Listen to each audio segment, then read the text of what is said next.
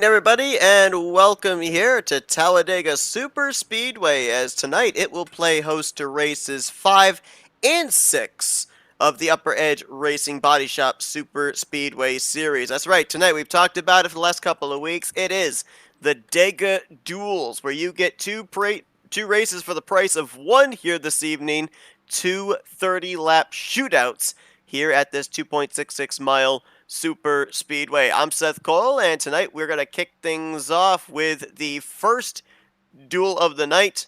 This is the Didgeridoo Be a Bad Kid number 80, and we'll be having race number 6 coming up immediately following this with a little race break in between. So this is the track that we were at to open up the season. Of course, it was only one race at the time there. Now we're going to have two races here this evening, and there is money on the line, as tonight the two races are a part of the Dash Verdong. Winners tonight are going to receive 1 million Vietnamese dong. That's about roughly $50 in American money, but you can bet that that's going to make these drivers a little bit more aggressive. Obviously, there's points on the line, but there are drivers out there, they'd love to be able to, if they could, get that checkered flag, get that check, and might see maybe somebody try and double down and leave with a C note by the end of the evening. Coming into tonight's race, it is still Dylan Poteet, the points leader, two-time winner on the season, 73 points over Ryan Potter and 77 points over Ty Smith and Bronson Stafford, the back-to-back champion of the series, who went to victory lane for the first time this season last week under the lights at Daytona in what was a thriller of a finish. But drivers have completed their qualifying, and the aforementioned Dylan Poteet is going to line up on the pole position for tonight's event. He's going to be alongside of Clint Spillman in the number 4, making his first start on the season. Take a look at the starting lineup here tonight. Some drivers electing to take time, get that track position. Other drivers electing to let the random qualifying happen and try and go for the bonus points of most positions gained from start of race to finish of race.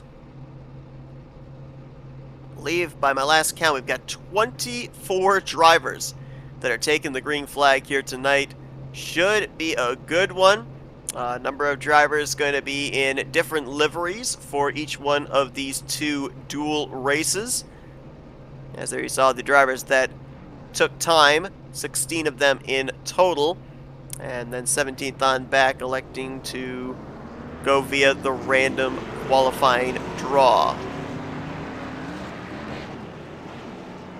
You will notice on the top of the screen there is a white bar and there's a black bar down the bottom. With the 6 hours of Watkins Glen going on iRacing right now, the UI, user interface, is having to be used, and so therefore had to do it this way. Hopefully by next week we won't have to deal with that, and we'll be back to normal. So just ignore that white bar up at the top of the screen. It's not there, because I say it's not there.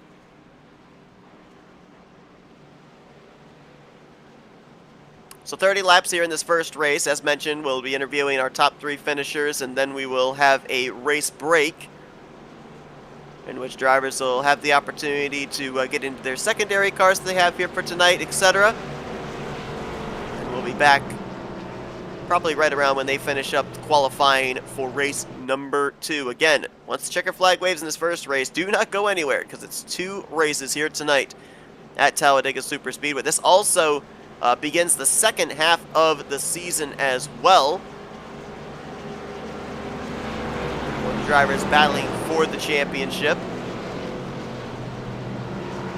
Got races 5 and 6 here tonight at Talladega, race 7 at Atlanta, race 8 Daytona, and race 9, the season finale at iRacing Superspeedway, which, by the way, is a double points race. So throw a little extra caveat into the mix with the championship hanging in the balance. That's what seems to happen here in this series, season after season. But here we go. iRacing Chevy Silverado pace truck makes a left-hand turn to pit road. And it's the two-time winner out of Swamp Motorsports, Dylan Poteet, alongside of the Nationwide Chevrolet, Clint Spillman. Going to bring us down here through the tri-oval, and the green flag is in the air. First of our 30-lap Dega Duels is underway.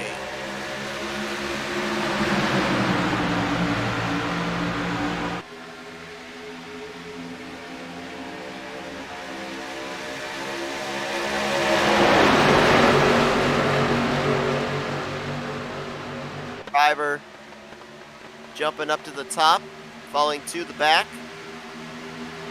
A couple of drivers there caught on the apron. What appeared to be Matthew Rodriguez. No, actually, Matthew Rodriguez was not falling back. He was trying to make a move on the apron, which is inbounds in this series. But there were a couple that did actually throw out the parachute and were dropping towards the back. Things would go a little nervous up there. 3 wides at Bronson Stafford, last week's winner. Yes, it is, along with Mike Tellier. They're trying to make a third lane work here, maybe trying to tandem. Big move there down to the bottom. I think that was Sean Billman. No correction, that was actually Carl Faust in the 12. And darted from the top down to the inside line as lap 1 complete. Dylan Poteet leads it with DJ Stagner in second. Andrew Siegel third, Clint Spillman fourth, and now under fire from Michael Norman for that spot in the Hertz Ford. Talladega opened up the season where we only had 1 caution flag in that entire race. It was 55 laps in total. Granted, there was no money on the line at the time, but Zach Johnson, we saw him go to victory lane. No Zach Johnson in the field, so we're guaranteed a different Talladega winner, at least 1 different Talladega winner here tonight. More than likely, the odds in favor of 2 different Dega winners as Poteet continues to show the way. Now, something that's going to be happening here as well, we mentioned about the someone got the wall there, top side, turn 1. A little brush, we're all still good.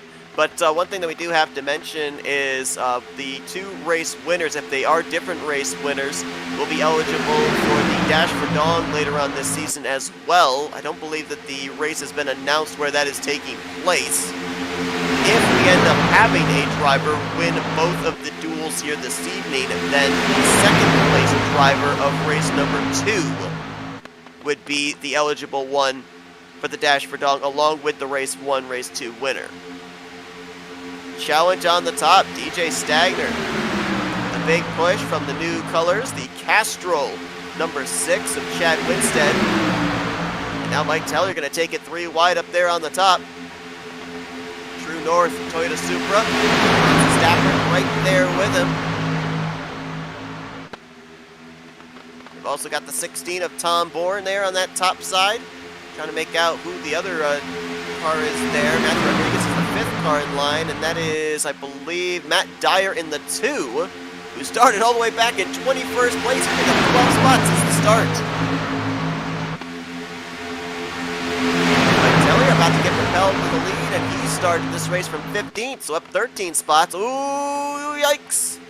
They had a tough time getting those bumpers lined up there out of turn 4 on that 3rd lane.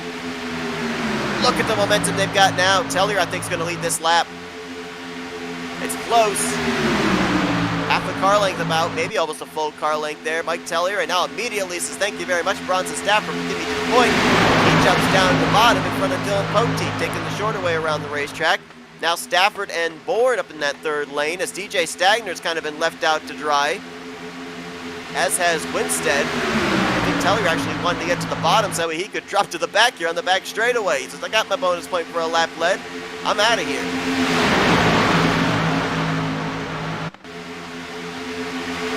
Top line's got something. So Tellier get pushed to the lead. Now Bronson Stafford is going to go to the point with help from Tom Bourne.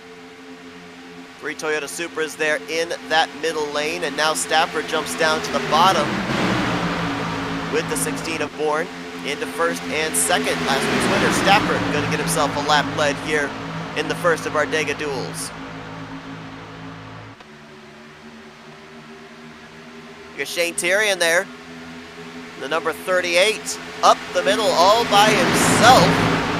He's making it work. He picked up about 3 spots because of that. Bronson Stafford, is he dropping back now after getting that lap-led bonus point? Looks like that is the case. So now Tom Bourne will lead the field. Ooh, Shane moving up there to try and get the momentum. That's Matt Dyer in the 2, Matthew Rodriguez in the 51.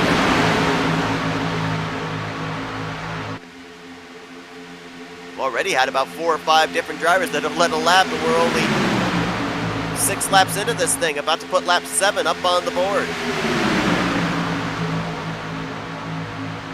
And for those wondering, nope, with the 2 duels, the field doesn't get inverted or anything. There's going to be another qualifying session that'll take place before duel number 2. So where you finish duel number 1 is not predetermined where you're going to start in the second upcoming duel. Tom Bourne got a lap lead. Now he jumps down and starts to fall towards the back as DJ Stagner right there. Man, that car was all out of shape in the middle of the back straightaway. Shane Terrian gonna lead the field here now. The Flatout Racing Network Toyota Supra. That is a throwback to, I believe that's Scott Riggs. Scott drove the Valvoline car. And Terrian's going to lead that lap. Looks like a lot of the teammates there are trying to get each other a lap-led bonus point of the Sky Motorsports and Sky Motorsports affiliated cars.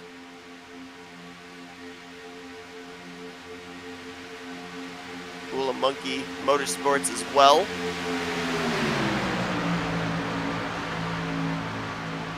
But that was the first car that we saw lead a lap that didn't drop out of line and fall to the back, that being the 38 of Shane Terrian. Shane picked up the most spots last week, up 8 spots to a tie for 8th, 141 points back. Next highest gainer was Bronson Stafford, up from 9th to 3rd in points, in a tie with Ty Smith for that position. And then Matt Dyer, who's currently running in 2nd, picked up 5 spots last week. He's now 12th in overall points. He's 160 points back after 4 races. The unorthodox point system, it rewards you when you win, but it really puts you behind the 8 ball when you DNF.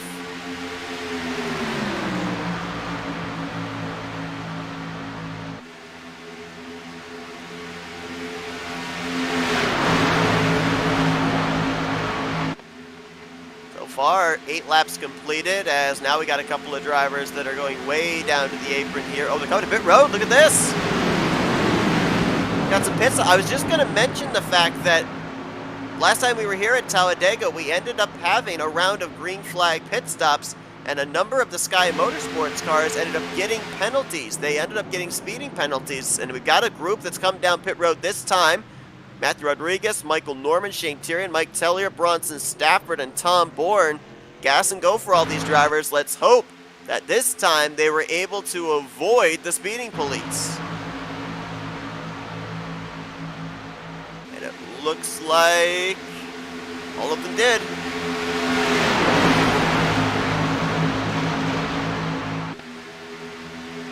That turns the race lead over to Chad Winstead in 6th.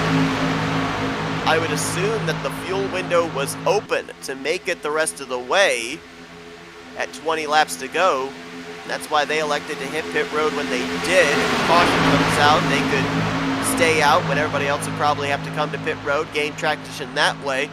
The other thing is, too, they came to pit road with a half dozen cars. I think that's definitely enough cars to be able to produce enough speed to stay on the lead lap and maybe cycle to the front when everybody else that hasn't already pit does come to pit road. But they are broken up a little bit there. Shane Terrian and Matthew Rodriguez had really good pit stops. This group of 4 are a little ways back. They're about 3 seconds behind, but they are closing with Stafford, Tellier, Bourne, and Norman. So they'll be able to formulate a pack of 6 here in just a little bit. And we'll check about lap time comparisons. It's kind of funny because especially in the last couple of seasons we've done here for the Baadteshop Superspeedway series, a pack of 4 can produce just as much, if not more, speed in terms of lap times as a group of 20. And a lot of times that's because you got, obviously, the side-by-side racing. The side drafting is coming into play, which drags the cars backwards and slows the speed down, but also a lot of checkup takes place with the nose-to-tail racing up in a bigger pack. You don't have as much lift when you're in a smaller group, so the opportunity to be able to keep forward momentum at high speed and not have to stifle that momentum by bailing out of the throttle. Couldn't tell, but I thought I saw a little bit of damage on the right rear of the 96 of Brandon Buchwald, who is right now the third car in line. Orange and green Gatorade Chevrolet Camaro. Maybe I was just seeing things, but I'm not certain. It almost looked like there was some damage. It could just have been a really hard bump. Yeah, it does look like there is a little bit of a push in there on that right rear quarter panel, but obviously it's not affecting his speed.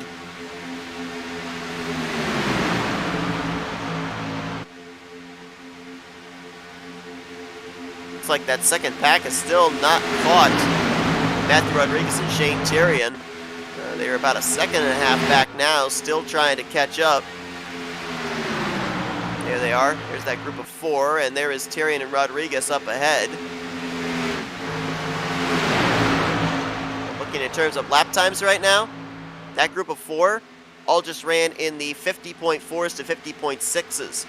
Your group up here at the front ran 51.9s. So that gives you an idea right there of what a smaller group is able to do. Now this group has all gotten themselves single filed out. I think they're realizing that that smaller pack is laying down faster lap times. So they're trying to make sure that they don't give them that advantage. They get sorted out single file rather than double file. And try and see if they can, if not beat, at least match the lap times by the group that's already come to pit road.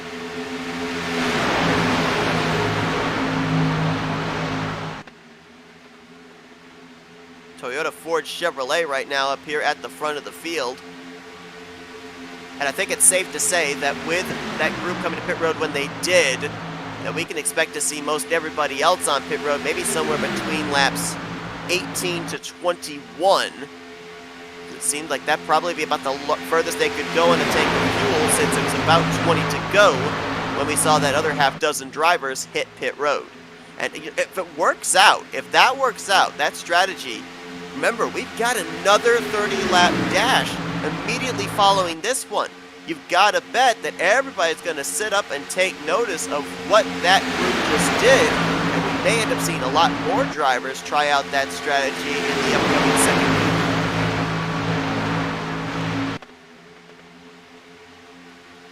Just an update, I've been keeping an eye on the telemetry, and that group of four has reeled in Matthew Rodriguez and Shane Tyrion. So they have now become a group of six, and their lap times are still much faster than the groups up here at the front, as we've now got a challenge for the lead. And Winstead saw the run from DJ Stagner, and Clint Spillman up there on the top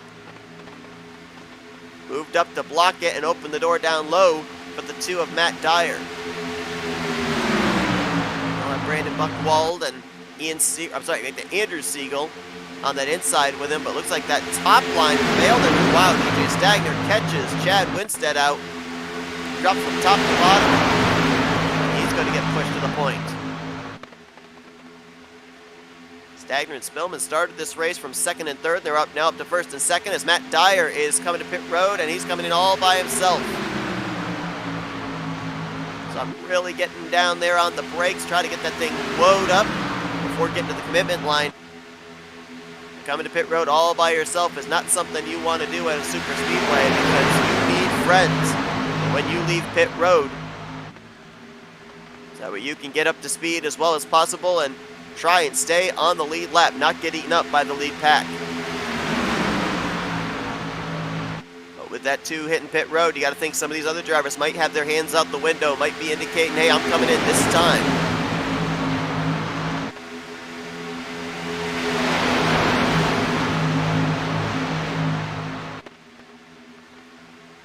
Let's see if anybody makes the dive. Doesn't look like it. So maybe about another 2 laps and we'll see all those drivers on pit road. Matt Dyer actually hit pit lane and made the left-hand turn to the garage. Matt Dyer's out of the race, going to finish in 24th place, and that was actually an unscheduled pit stop for the 2. Uncertain as to the reasoning, but tough break there. Matt Dyer had a very strong car, was up there inside of the top 3 for most of this race, and that was after he started deep in the field in the 21st position.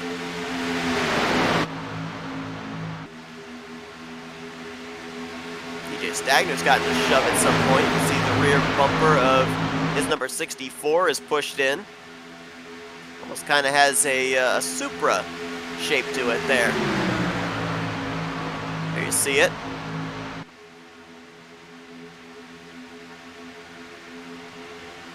Well, I'd say about 2 more laps and these drivers will be on pit road.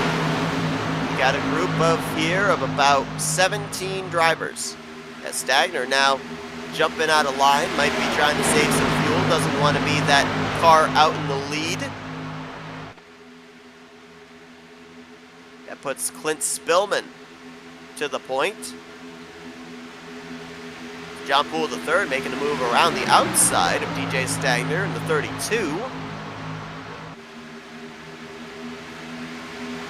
May have some coming to pit road, and I think Poole might be staying out an extra lap.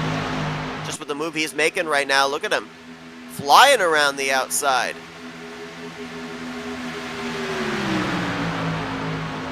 Unless these drivers are all trying to save, how was Poole able to do that? He just passed about 4 cars on the outside line with no help. He's still trying to get the race lead here all by his lonesome. There's nobody up in that second lane. He's not even losing ground. It's like he's being able to utilize the side draft or something there. That was quite impressive. JP3 showing off his drafting skills, and I don't think he wants to sit in second. Look at him weaving the car back and forth, trying to show the nose, getting ahead of Clint Spillman.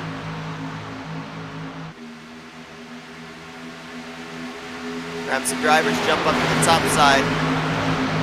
Saw the 3 of Jason Shuey went up there. Another car went up there. I think that was Dylan Poteet. I thought maybe we're going to have some drivers hitting pit road this time. And that's why drivers are moving up to the second lane. But nope, they still stay out yet another lap. So when do they have to come to pit road, as it is 10 to go here at Talladega?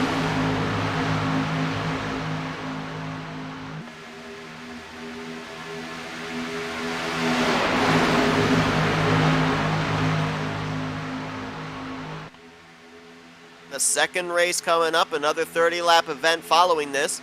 It'll be about a 15-minute break for the drivers, and about a 5-minute qualifying session, then we'll be right back to racing. No exact estimated time. It'll be when this one is concluded.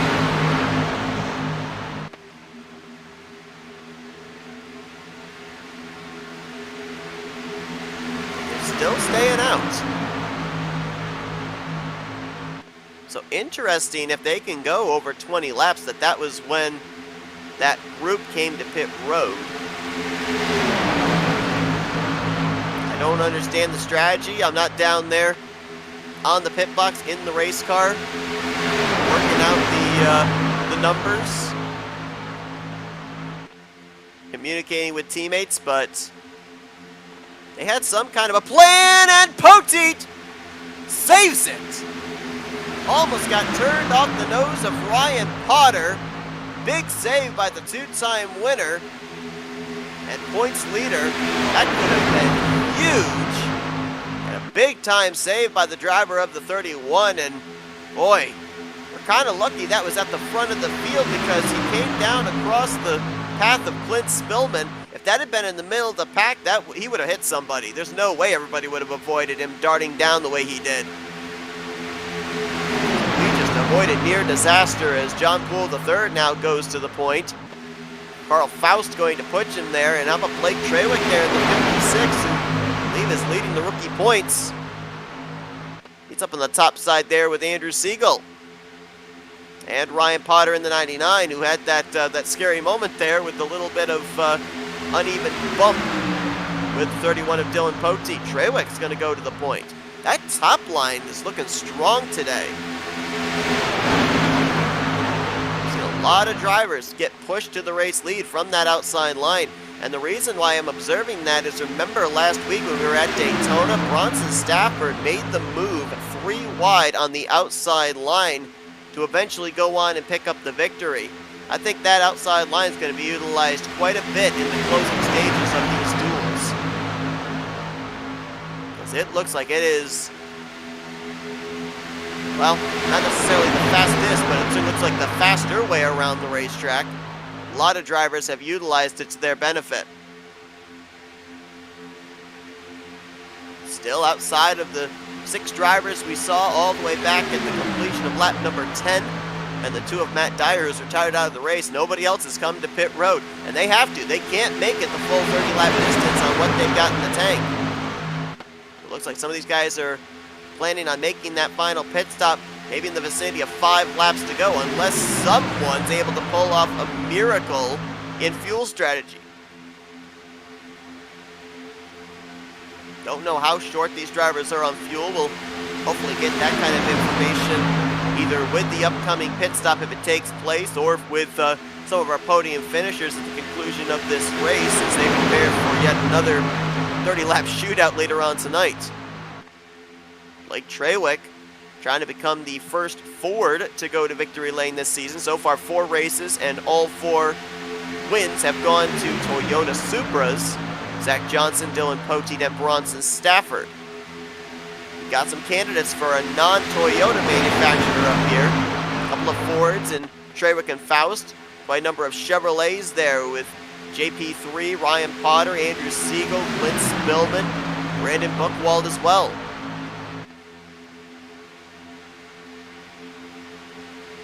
Five laps to go here at Talladega, the first of our 2 duels here this evening.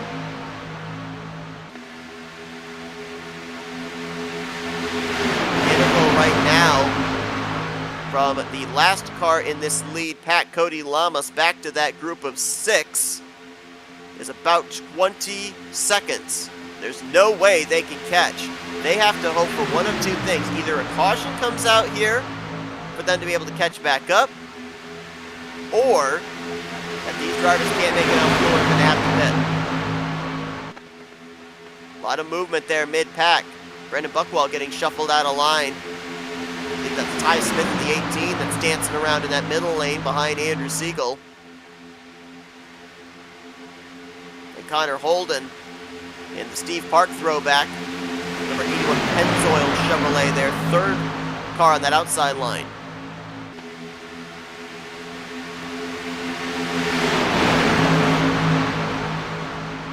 That top line again, this time being led by the Menards Energizer Chevrolet of Andrew Siegel, and as soon as I say that, he's going to get stuck in the middle 3 wide. Ty Smith's going to jump up to the top with Connor Holden. They're going to try and swing around for a couple of positions. Ty Smith sliding there between Siegel and Holden. Now he moves down and gets the drop from the 5. That's going to catch him out as Holden's going to get to his outside. Faust's going to jump up to that outside line now. He's going to go for 2nd on John Poole the 3rd. 3 laps to go here at Dega. And still none of these drivers diving onto pit road.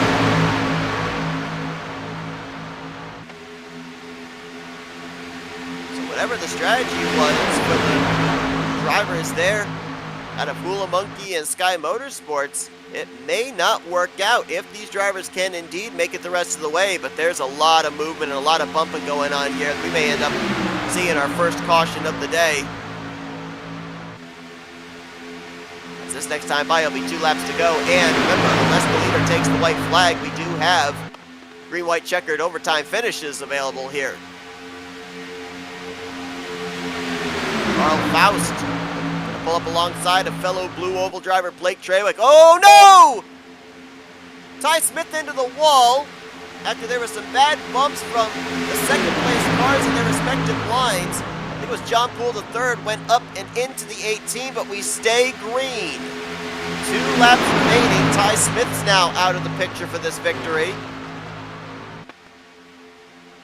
Trawick, Ryan Potter, Clint Spillman trying to edge ahead on that inside line. Middle line trying to form there with Faust, Siegel, Buckwald, and Poole.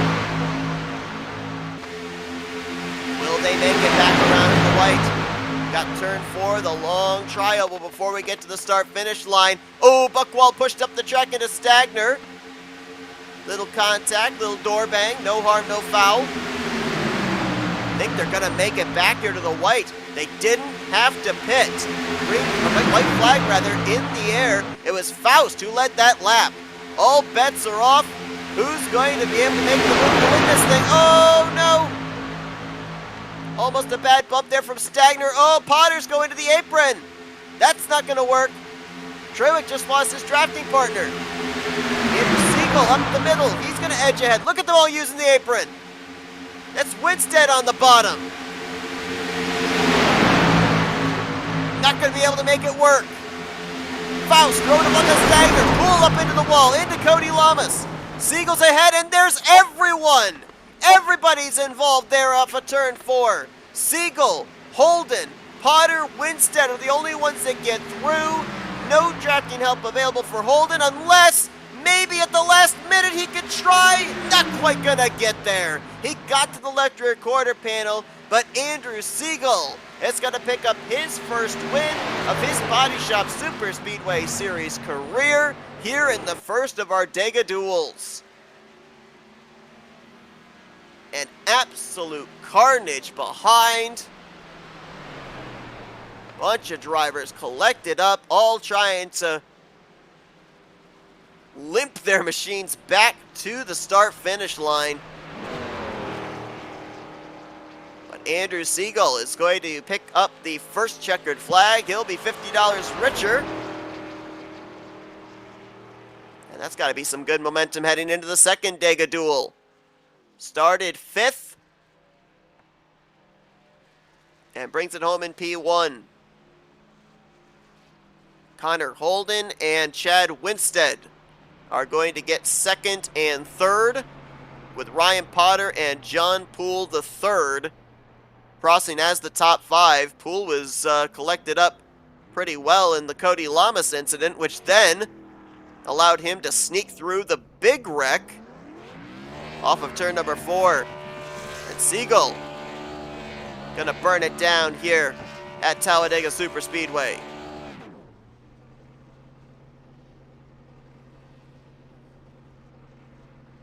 Andrew's best finish coming into tonight was 4th place back at iRacing Super Speedway.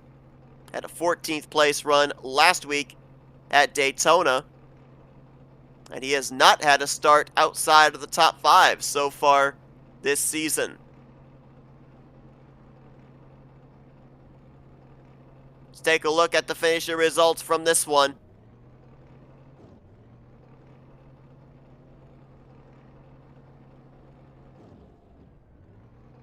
Gave you the top 5. Jason Shuey going to get 6th. Clint Spillman in his first start in the season, 7th.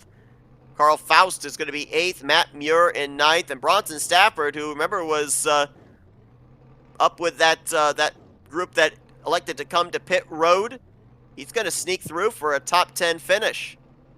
So, didn't exactly have the strategy work out the way they planned, that group of 6. I don't know if you'll see anybody dive onto pit road under green flag conditions in the upcoming second duel or not. But Stafford able to at least salvage something 1 week removed from his victory at Daytona. Two-time winner Poteet, the points leader, will finish 11th. Terrian, who was a part of that group that came to pit road, will get 12th. Brandon Buckwald, Sam Dyer, Michael Norman will be the top 15. And then Bourne Tellier, Ty Smith, Matthew Rodriguez, DJ Stagner. That's your top 20 finishers. I believe Blake Trewick and Cody Lamas did not make it back to the start-finish line. And Matt Dyer was the only retiree out of the race prior to the white flag being displayed, getting credited for the 24th position.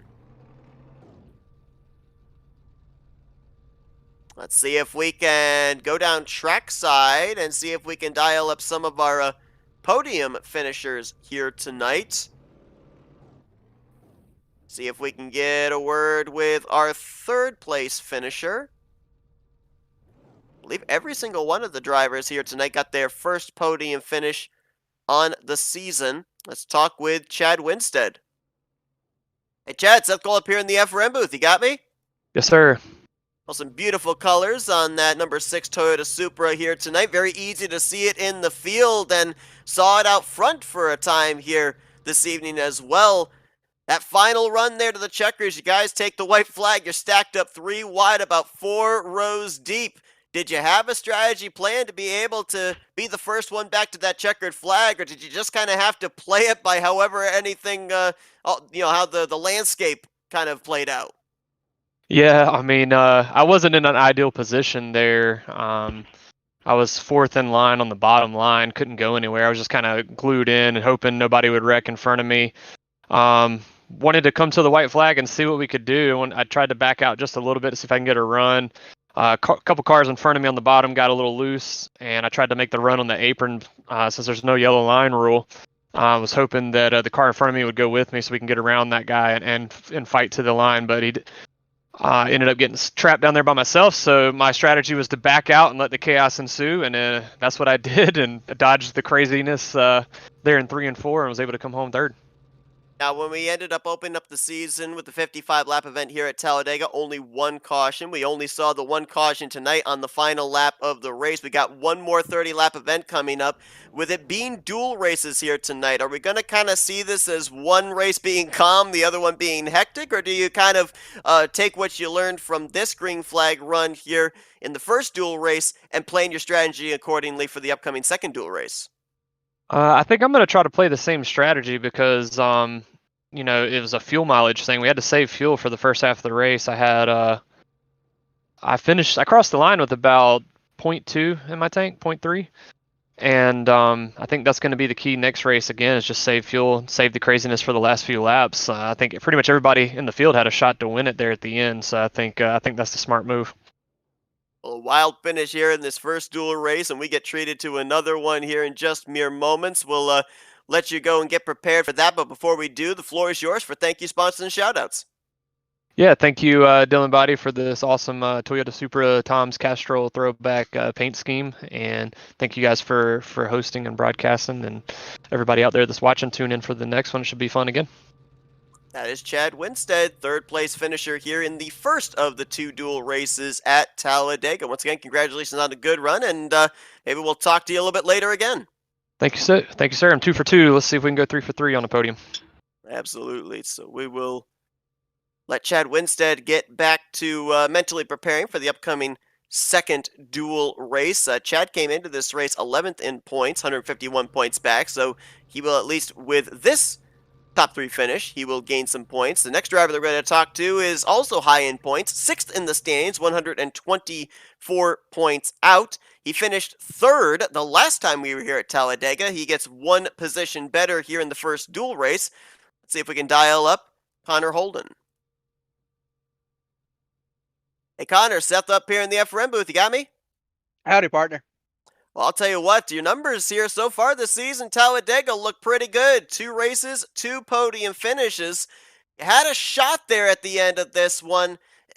What was the deciding factor? Did you just need a little bit more racetrack? Did you need maybe that 3rd place car to be a little bit closer to give you maybe a little bit of an air bubble push? Because we saw you got to his left rear quarter panel, just not enough time. Yeah, so coming through 3 and 4, they all stacked up. I was 11th going into turn 3 and drove straight to the apron. I missed the wreck, but it hurt the momentum off the corner. So, if I had somebody behind me, we would have got to him, but it was just ran out of time. Obviously, as we mentioned, the fact now 2 straight podium finishes here at Talladega. 3rd place in the season opener, 2nd place here in the first duel. Can you get that 1 position better here in the upcoming second 30-lapper? I think we can. I mean, if we're this close now, I'm more worried about a swamp team win. So, first would be great, but I'm more worried about the team at this point. Well, Connor, we're looking forward to seeing if you can get that 1 position better and be able to talk to you in victory lane at the end of the night. But before we let you get back to it and get prepared for that upcoming second duel, we'll give the opportunity to thank some sponsors and do some shoutouts. Yeah, so thank you, Ty, for making this car. It looks really cool. Thank you, DJ. Thank you, Ryan. Thank you, Carl. Thank you, Chad. Let's see. Thank you, Clint. And I pretty sure there was. Oh, and thank you, Sean Billman. I'm a big Billman fan. Well, that's our second place finisher, Connor Holden. Good numbers so far here at Talladega, and he'll look to keep it going in the upcoming second duel in just a few moments. Congratulations on the great run, Connor. Good luck. Thanks, sir. And let's see if we can dial up tonight's first race winner of the evening, winner of duel number 1, Andrew Siegel. Hey, Andrew, Seth Cole up here in the FRM booth. You got me? Got you loud and clear. Well, sometimes we say you don't have to lead a lot of laps. You just got to lead the important one. And you did that here in this first duel. Strong move up the middle, able to be ahead of the wreck when it took place through 3 and 4. You pick up your first win of the season. How good does it feel? Oh man, I tell you what, it feels fantastic. I was actually not prepared to win tonight, but here I am. Indeed, and one thing that we ended up hearing from a couple of the drivers we just spoke to, fuel strategy came into play. We saw a couple of drivers elect to come to pit road, run it as hard as they could to the end, but a lot of you guys elected to save fuel there around the beginning and middle portion of the run and then duke it out at the end. Do you think it's going to kind of be a little bit of the same in preparation for this second 30-lap race? I would hope so, but I don't know.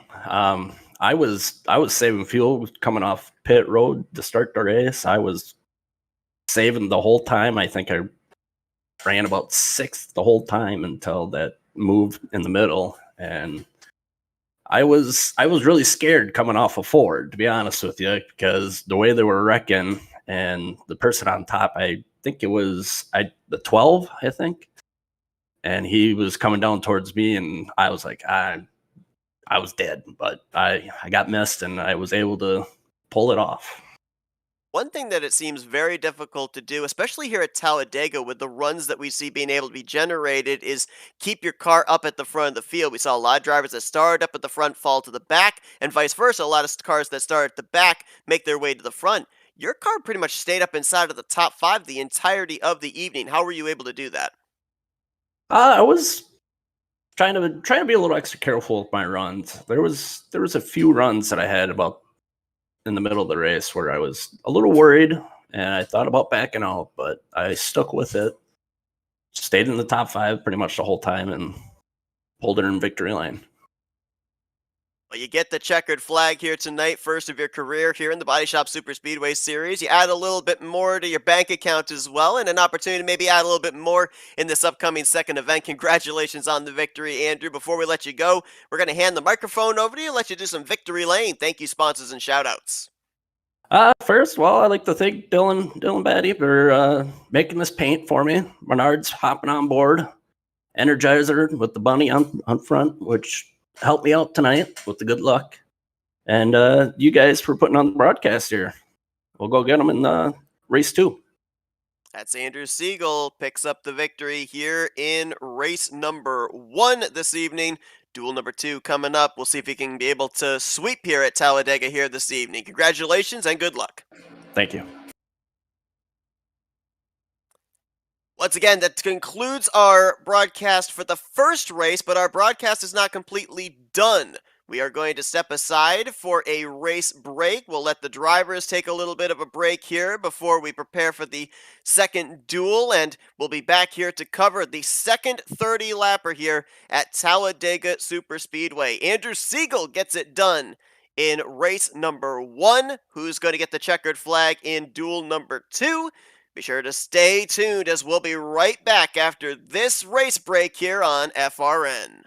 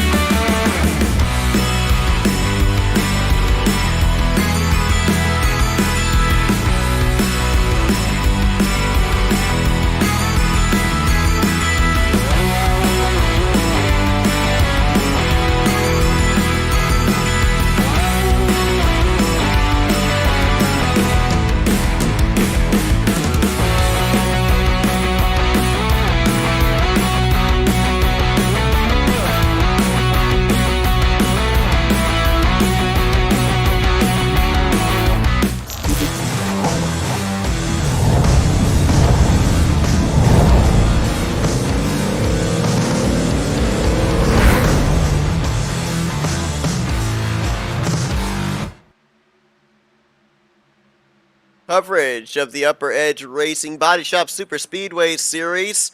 First duel here at Dega under our belt. It's time now for the second race number 6. Second 30-lap shootout here at Talladega Superspeedway. Andrew Siegel, the victor in the first race. Who will be the victor here in the second race? Let's do a little bit of house cleaning with what just went down in our first duel race.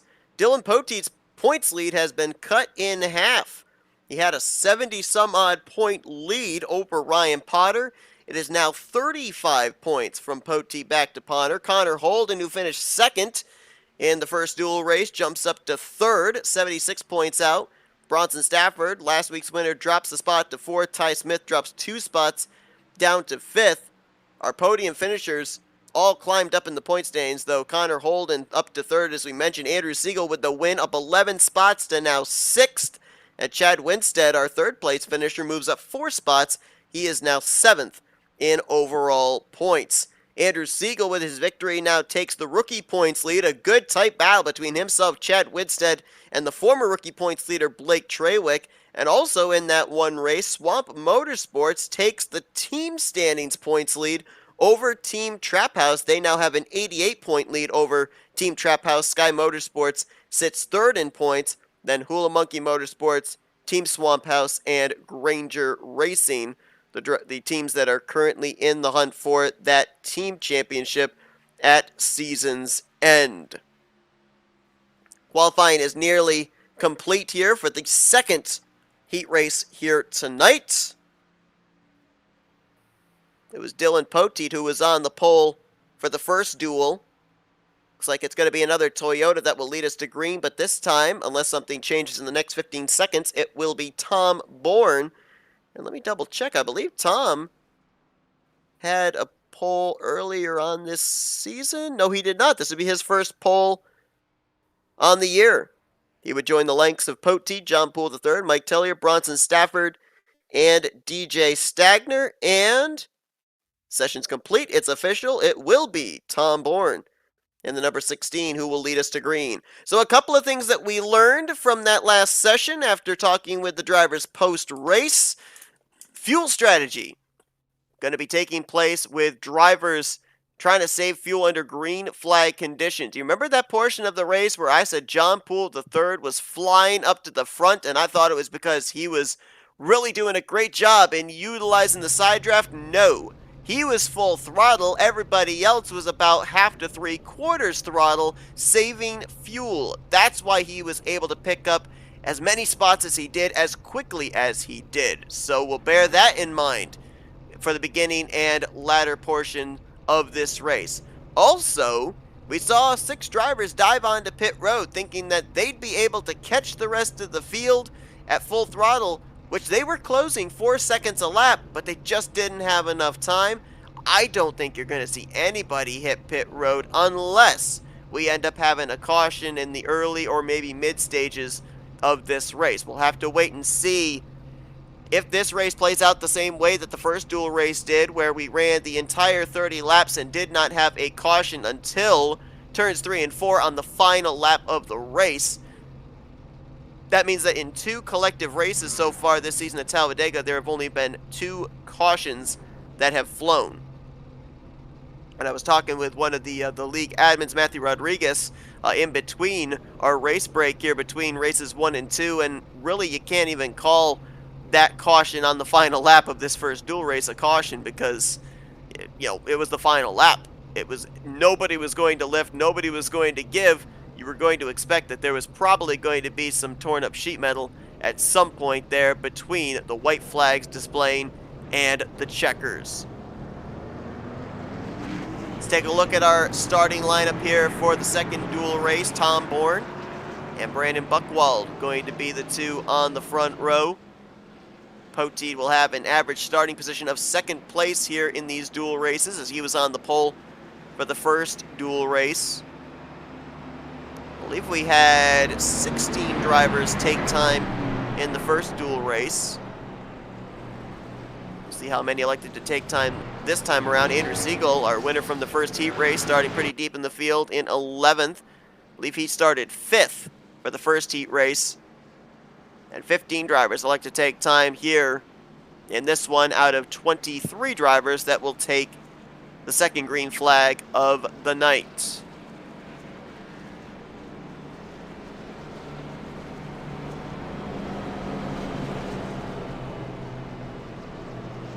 Now, next week, these drivers will be heading to Atlanta Motor Speedway for the second time this season. They'll be on June the 23rd with the green flag flying at 8 p.m., or make that 8:30 p.m. rather, Eastern Standard Time. That was a wild one. We first went to Atlanta back at race number 2. And this close towards the end of the season with the championship hanging in the balance. Might be the wild card race, really, when you consider. I mean, I know every Superspeedway race is a wild card race, but just based off of what we saw when we were at Atlanta last time, that could be the wild card race where a lot of points can be gained or lost, a lot of positions can be gained or lost. Daytona was a really good race. iRacing Superspeedway, really going to be interesting with the wide banks that we've got there, just because it seems like it's very difficult to draft, very difficult to line up the bumpers. But we had one heck of a first duel here tonight at Talladega. These drivers are gearing up for another one. It's Tom Bourne and Brandon Buchwald, Toyota and Chevrolet, that get duel number 2 underway here at Talladega.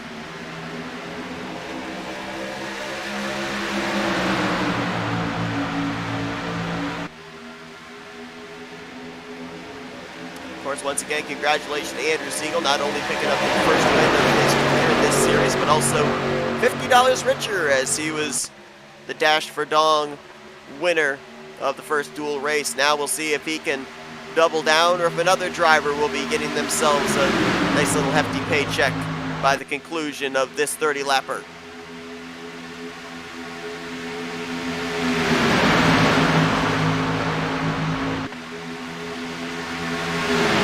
On the bottom, Tom Bourne, the 16, Dylan Poteet, the 31. Then the Chevrolet of John Poole, the 3rd, and the Ford of Sean Billman. So they're fanning out 3 wide, middle of the pack. Matthew Rodriguez up the middle. Bronson Stafford, Shane Tyrion along with him. Mike Tellier was the car that was way out there against the outside wall through the tri-oval. Bourne leads the first lap. So back-to-back duels that Tom Bourne has gotten himself a bonus point, and much like he did back in the first duel, as soon as he got the lap led, drops to the apron and will fade to the back. More than likely to start saving some fuel.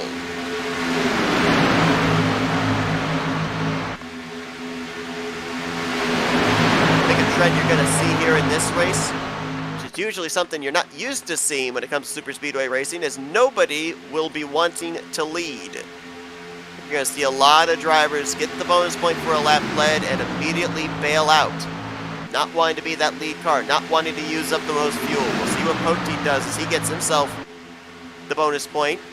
We'll see what happens when he hits the back straightaway. Does he stay on the bottom and lead this group, or does he duck out of line and hand the lead over to the 32 of John Poole III? For a moment like he was going to shift down there to the apron, but no, he's going to stay in line. Look at the top side. Little 2-car tandem in there. Bronson Stafford and Shane Tyrion. Bronson Stafford looking to drive his left, Dylan Poteet, only multi-time winner on the season. Bronson, the back-to-back champion of the series. Winner last week, thinking, I want to be a multi-time winner. Shane Tyrion's trying to push him there. Brandon Buchwald and Matthew Rodriguez also up there. On that top side, mentioned the fact that a few drivers were going to be swapping over their liveries from race 1 to race 2, Matthew Rodriguez being one of them. We had the blue Steak and Shake Toyota Supra in the first race. Now you can see he's got the red Steak and Shake Toyota Supra for race number 2. And a little bit of interesting Easter egg. Can't see it, but it is a thing. Matthew Rodriguez has got an 8-ball shifter inside of that car. We got a camera to be able to show that, but he's hoping it's going to bring him a little bit of luck here in this second race.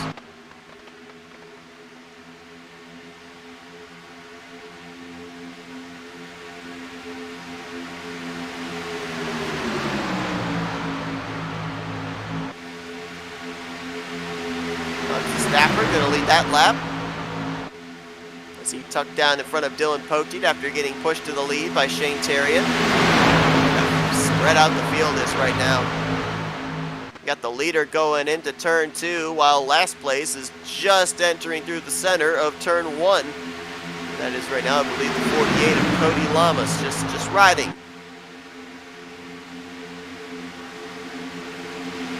About 3 or 4 drivers up there on that middle line, now making 5 drivers. Buchwald, Tyrion, Rodriguez, Tom Bourne, Mike Tellier. Trying to formulate a second lane. Buchwald's going to get a big push here out of turn 4. Well, as soon as I say that, now Shane Tyrion jumps up and blocks Tom Bourne in that 3rd lane. But a big push from Mike Tellier. Things really fanned out. 4 wide across the stripe there. Still 4 wide. And now they settle it out to 3. And after all that, Shane Tyrion now is out in front.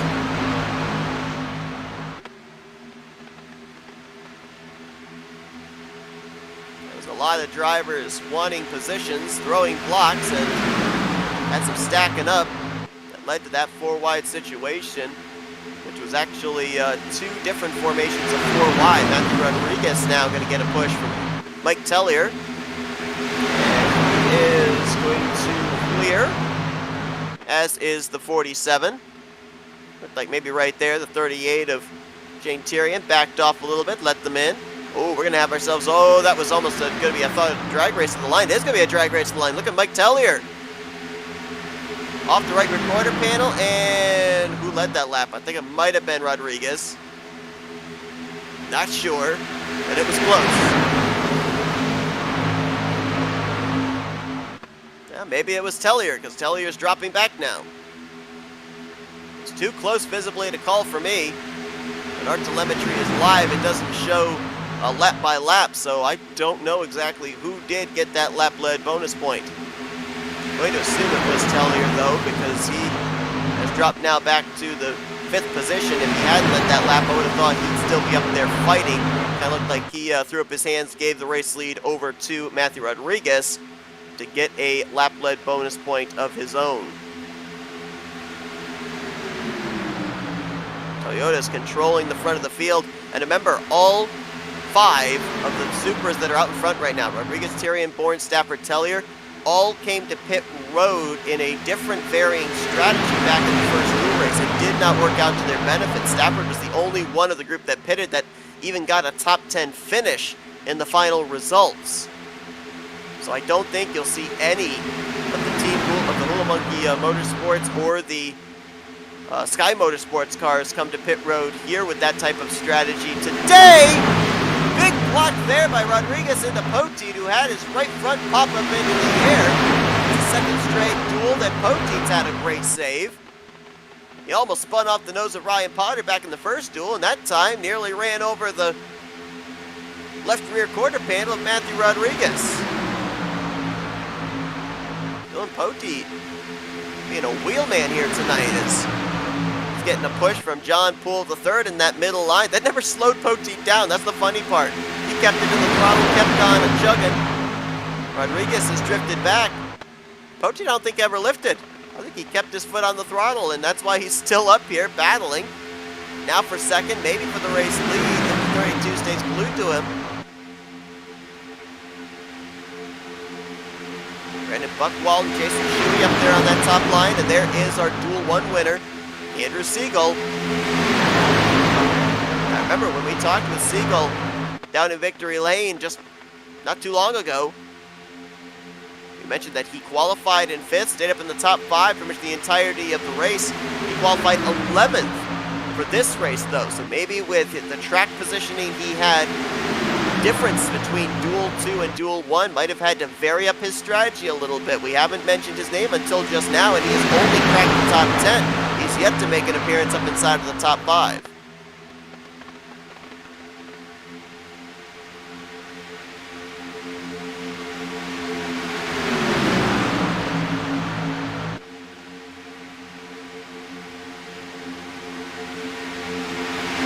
Point standings. At least up inside of the top 25. Everyone shifted a position, whether up or down, with the exception of the top two. Dylan Poteet and Ryan Potter still sitting in first and second place. As mentioned, those two only have 35 points separating them, so keep an eye on the 31 who is now out in front, 99, where they are positioned at the conclusion of this race. Ryan Potter is last time by scored in 21st, so it looks like both of those drivers have very differing strategies here. We nearly just had a wreck there in the middle of the pack. Saw Matthew Rodriguez out of shape. He's actually done a great job here tonight, though, of keeping it straight, even though there have been a couple of moments where we probably should have had the big one strike.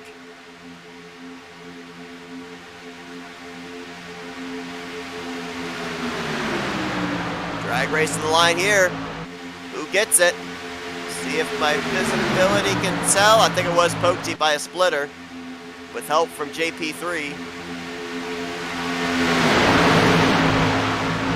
38, the 16, the 61 committed to the bottom. And now Andrew Siegel right there with him as well.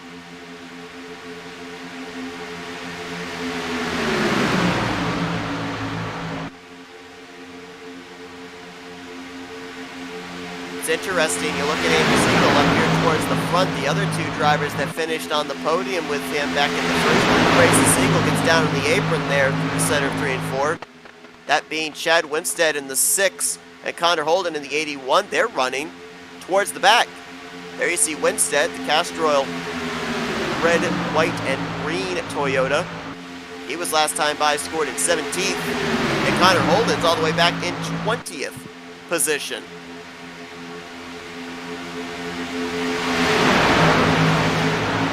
Connor's got the Target sponsorship on his 81 for this second dual race. Ooh, things are getting spicy up here at the front. Double wide, looking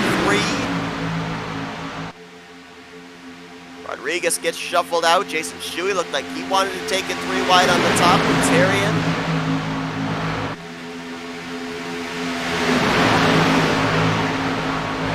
Tom Bourne, though, going to take the top position now after Tarian got shuffled out. Stafford moves into second. Andrew Siegel is by half a car length through the tri-oval, going to edge for third. As soon as I say that, middle line gets momentum. Poteet pulls back alongside of the 5. Big run, he'll get to the right rear quarter panel. Bronson Stafford going into turn 1.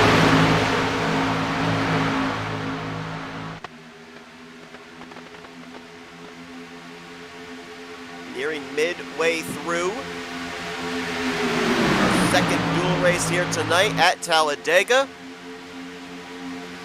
Just joining us, we ran our first 30-lap dual race earlier on tonight.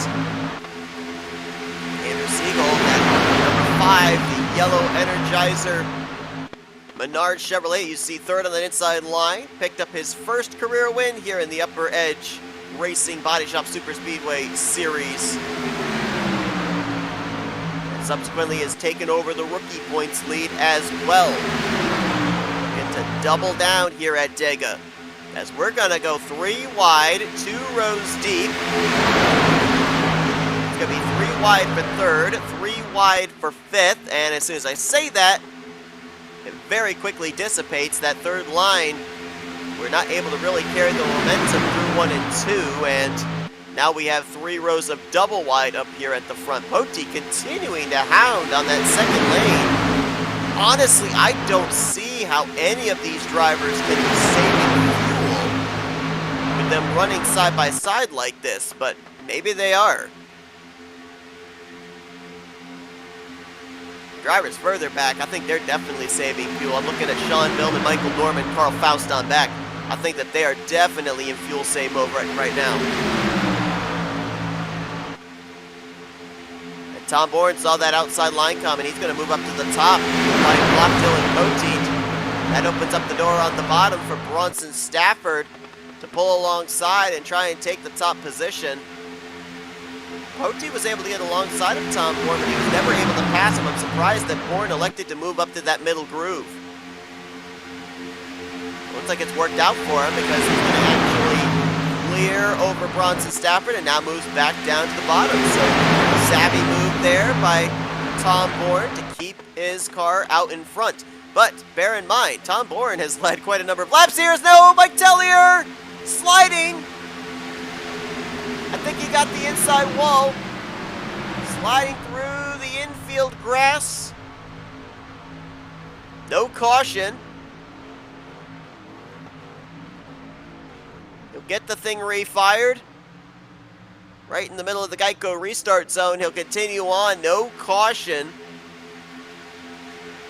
Might have been some contact, and he slid down towards pit road entry. Did make contact with the inside wall. Tough break there for Mike Tellier. Did not get the aid of the yellow flag to allow him to catch back up. Now he's going to have to hope for a caution to come out and have a shot at this thing, as we're past the halfway point. Going to be 13 laps to go, when now race leader Bronson Stafford brings us back to the start-finish line. And now he's going to get put in the middle 3 wide.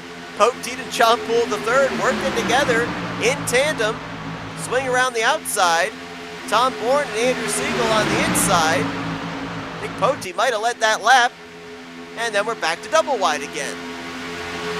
I don't see how Tom Bourne or Dylan Poteet can be saving fuel. They've been, for the most part here, for the last 5, 6, 7 laps, they've been leading their respective lines. As near contact there, Andrew Siegel had to take evasive maneuvers down underneath the yellow line. We ended up hearing, oh, contact! Yikes, just went, oh, Poteet's gonna get hooked! Another save by Poteet! Make that 3 saves here tonight for the 31. Kyle Busch would have been proud of that drift on the apron. And we might be getting our first caution prior to the white flag here tonight. The way that everything is going on right now, but what amazing car control we've been seeing. What even was the point I was going to make before that happened? Oh yeah, Dylan Poteet and Tom Bourne. No way either one of those drivers could have been saving, because they've been, for the last 7 laps or so, not anymore, but they were leading their respective lines. Tom Bourne was leading the inside line, Dylan Poteet was leading the outside line. So you got to think that they would have to be shorter on fuel than most everybody else. Now they've tucked in line there. Well, as soon as I say that, Tom Bourne's now leading the outside line. Oh, and now we got one in the wall. That is Bourne. And there's the wreck. Caution's going to come out. Big hits. Turn 4 is completely bathed in smoke. John Poole III, Chad Winstead. I think Connor Holden, Tom Bourne took a big hit. Jason Shuey, DJ Stagner. And there were a lot more that I didn't list off. Boy, this is huge for Mike Tellier.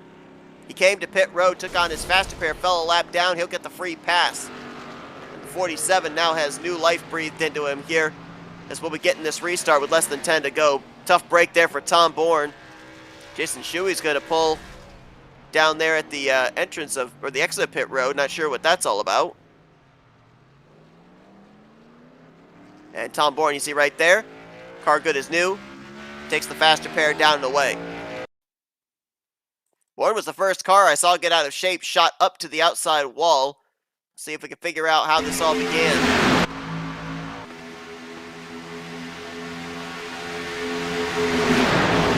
Poteet gets the apron. I don't know if he comes up the track or if John Poole III slides up into the 16 of Tom Bourne. There you see Jason Shuey, Carl Faust. That's Sam Dyer in the 35 got involved. Hard to tell if Michael Norman was in it. Ty Smith. There's front end damage on the 81 of Connor Holden. So our runner-up finisher from the first heat race was indeed involved. As a matter of fact, 2 of the 3 podium finishers from the first heat race were collected up in this one. Try and see if this angle will show if the 32 comes up. Oh yeah, looked like gap black came into play. Stagner, Sean Billman, Matthew Rodriguez. Matt Muir does a great job getting down to the apron to avoid. I believe Michael Norman got through, as did Ty Smith.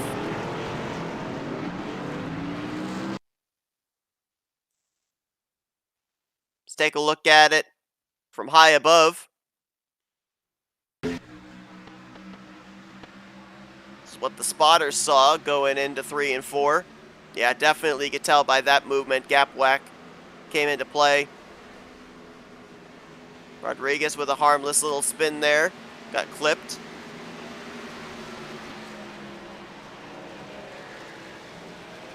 You could just see turn 4 was completely bathed in smoke, a smoke screen there. And a lot of drivers just had to almost come to a complete stop to be able to make their way through. So caution out for the first time in this dual race, second time overall this evening. 4 drivers electing to stay out, feeling that they could save the fuel here under this caution period to make it the rest of the way. You see them even running the apron to try and save fuel. That's Blake Trawick, Andrew Siegel, our winner from the first dual race, Brandon Buchwald, and Clint Spillman. Dylan Poteet was the first one off of pit road. Looks like he and Sean Billman, who'll restart 5th and 6th, they went with 2 tires. And then everybody else on back, they went with 4 tires, and a number of drivers elected to repair damage. Bronson Stafford, Shane Terrian, Michael Norman, and Ryan Potter are going to be the top 10 when we go back green. Of course, when the lights go out atop the iRacing pace truck, the choose rule comes into play. First time tonight, the drivers will be utilizing that, as they didn't get a chance in the first race, since the only caution in that heat race took place on the final lap.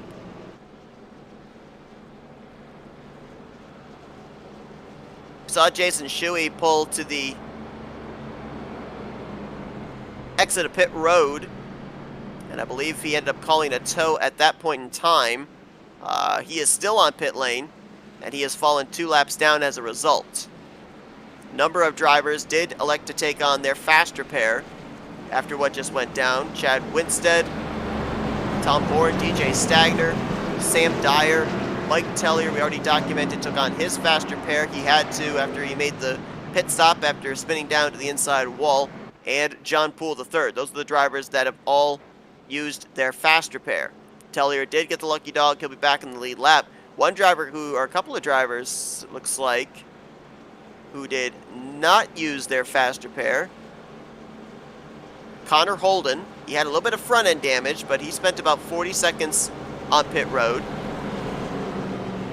And then Matt Muir, Ty Smith also spent about 40 seconds on pit road, though I didn't see either of them really get involved. They snaked their way through. Matthew Rodriguez, who had the spin, a little bit of an extended stay on pit road as well, but did not take on a fast repair. And Carl Faust spent about a minute on pit road, didn't lose a lap, but did manual damage repair.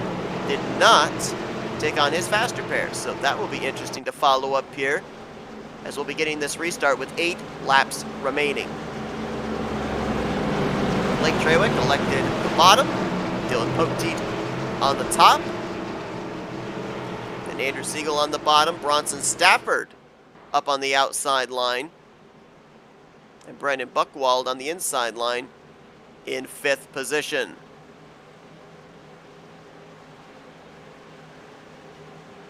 It's like the 4 drivers that didn't pit all wanted the bottom. All the drivers on the top, drivers that probably now know they can make it the rest of the way. Do not have to save from now to the checkered flag. Green flag in the air. Blake Trawick gets us back underway here at Talladega. 8 laps to go here in our second duel of the evening.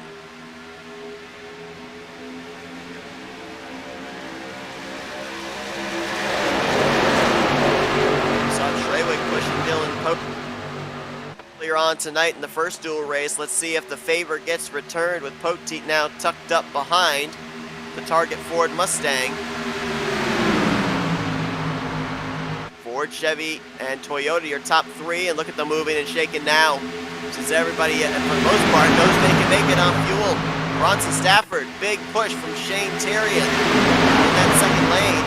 Michael Norman a little out of shape as he was getting pushed by Chad Winstead. Now Winstead's going to get some help from Matthew Rodriguez up in the third line.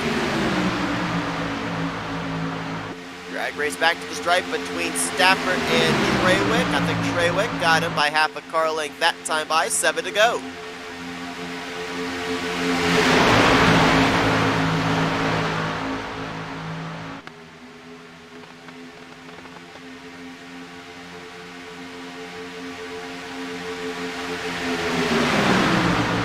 Third lane, starting to drift back in the Gatorade Camaro. Look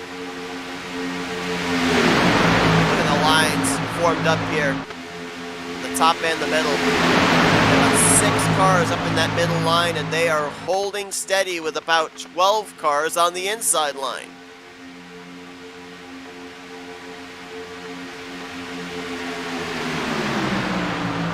There'll be another drag race between Trawick and Stafford to the line. Leave again. Trawick just barely edges out Stafford. Drivers up there in the point stands. Trawick's 8th in points. Stafford is 4th in points. Bronson's only 77 points back from Dylan Poteet, who could take a big chunk out of Poteet's points lead here tonight. I believe that the most points a driver can gain, if I remember correctly, the scoring system is 76 or 77 points. That's if they end up getting all of the bonus points, but it's impossible to get all the bonus points because you can't necessarily win the most positions gained and then the most positions lost consolation bonus points at the same time. But I guess we'll say on the positive side, bonus points, the most you can gain, it gets you, I believe, 76 points total. That is coupled with leading the lap, leading the most laps, having the fastest lap of the race, and of course, picking up the checkered flag. I believe the fastest lap of the race right now belongs to John Poole III at a 50.194. No, Cody Lamas, 50.104. Right now would have the bonus point. There's still 4.5 laps to go. And there's a lot of drivers at the very tail end of this pack that might be able to get themselves a good draft lap.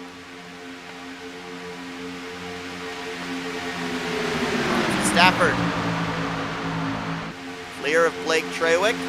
Leading them around here. 4 laps to go at Talladega. Can we make it back to the white flag? I just saw a car up ahead. Might have been the 3 of Jason Shuey, who I think they will encounter before this race is over. Hopefully he'll be able to get out of harm's way as, ooh, we've got some moving and some blocking. Tom Bourne had a big run on the 3rd lane, and DJ Stagner moved up to stop it. Now Shane Tyrion's going to move up to that outside line. Michael Norman up the middle now with the 12 of Carl Faust. So it looks like the 12 didn't need to take the faster pair. He's fine. Ooh, we had some stack up, and we're 4 wide looking. We are 4 wide. That's Buchwald, Billman, Stagner, and Bourne. I think we're in that 4 wide situation. We get through it safely, and Jason Shuey also gentlemanly moving out of the way, heading for pit road, not trying to be a factor into the outcome of this race. He's multiple laps down right now, 2 laps down. And I believe he just fell a 3rd lap down. It's now Poteet slots in front of Stafford in a second. Trawick back to the point. Michael Norman! Poteet's around, off the nose of Stafford. No caution. It was down off the racing surface. That's the points leader. Poteet needs caution now. He needs caution to take place before we get to the white flag. And we're 3 wide, about 5 rows deep. He might get it. Michael Norman with a big push in that middle line. That's DJ Stagner helping him. There goes Carl Faust down towards the inside wall, and he hits it. Will that bring out a caution? Still green as he's in the infield grass as the 12. Stagner out the top side, 3 wide. 2 laps to go. I don't see how we can get back to the white. We've had the 31 with an issue. We've had the 12 with an issue. Spillman. Oh, out of shape, blocking Stagner. Down into Norman. Down into Andrew Siegel. Lots of cars littering the back straightaway now, and that is a yellow. Caution's out, we're going to overtime. Big hit in the inside wall from Ty Smith in the 18. wave.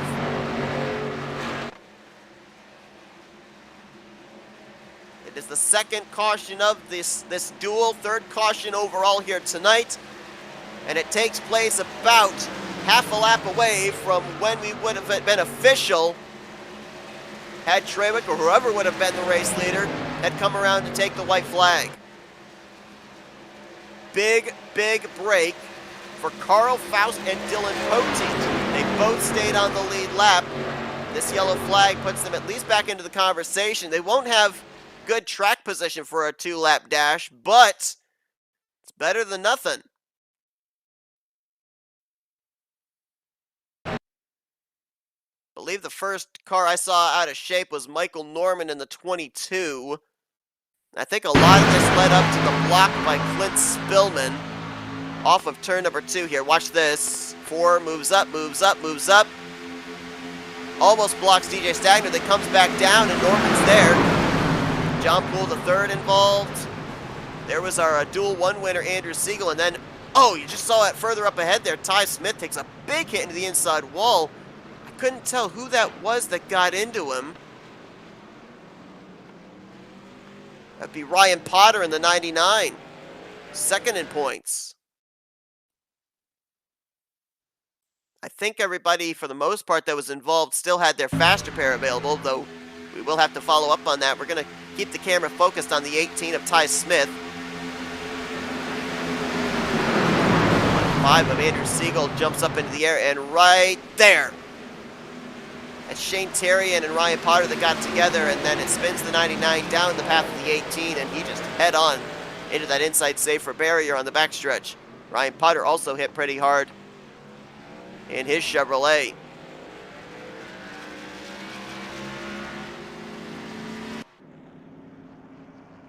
Well, I think if you haven't used your faster pair now, you're probably going to want to. We got Ty Smith being helped back to pit road so he doesn't have to call a tow by the 12 of Carl Faust. We'll see if he can get him there in time. Oh no, he spun him out.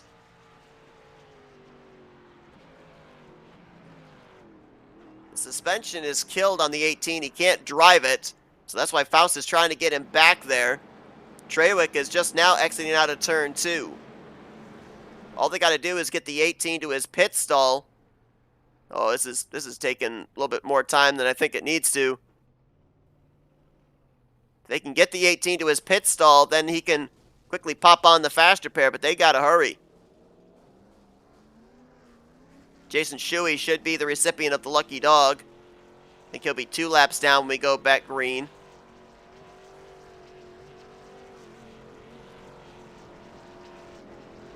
Thought for a moment they might be speeding, but nope, they're not. They're under the speed limit. And I think they're going to make it. Ty Smith's going to make it to his pit stall, and there's the faster pair. Wow. Give the Good Neighbor Award to Carl Faust here tonight. Blake Trewick, the leader, is just now coming through 3 and 4. Trewick has not pitted the entire race, let's remember as well. He has utilized these 2 cautions to save fuel. We saw pretty much the entire field, with the exception of a few in the first duel, be able to make it the rest of the way. The entire 30 laps. But now, Trewick is having to save a little bit more because this is the first time we're going into overtime. We ran the scheduled 30 laps in the first duel.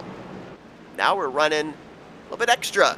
And we could run even more than this, because we do have, I believe, 2 more overtime green-white checkers available should they be needed.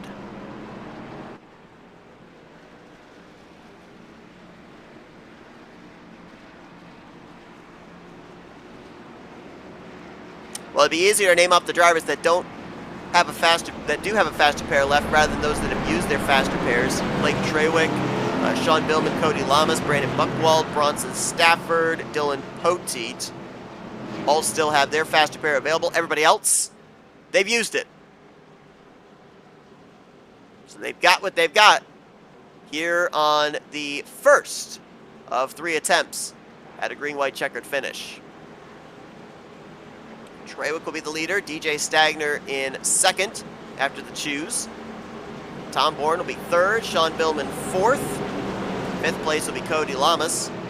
Brandon Buchwald in sixth. Chad Winstead seventh. Bronson Stafford eighth. Dylan Poteet and Ryan Potter will complete the top 10.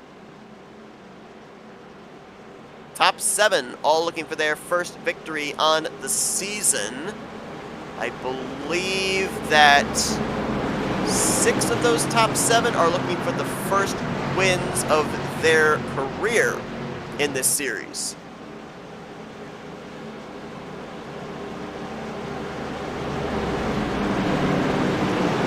Can they get back to the white flag is the big question. We saw them 3 wide, 4, 5 rows deep not too long before we had that second caution fly on the back straightaway. This is gonna be crazy. And for Andrew Siegel to try and double down, he's gonna have to do it from the 20th position. It's not impossible, but it's improbable. Blake Trawick bring them down to the Geico restart zone. He's led the most laps here today, I do believe.